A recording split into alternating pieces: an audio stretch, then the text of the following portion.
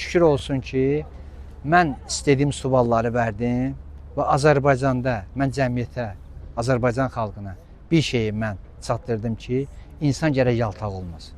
İnsan gərək ədalətli olsun. Almaniyada yaşayan inancılı fəal Ələmdar Bünyatov bu ölkədə səfərdə olan Azərbaycan prezidentinin köməkçisi Hikmət Hacıyev və Xarici İşlər naziri Ceyhun Bayramova suallar verib.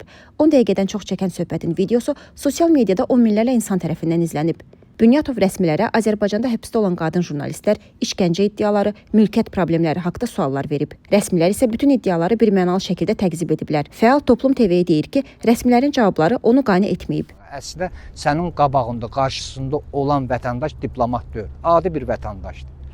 Sən vətəndaşla, adi bir sıravi bir vətəndaşla, məni ilə sən diplomatik qaydalarla danışdın.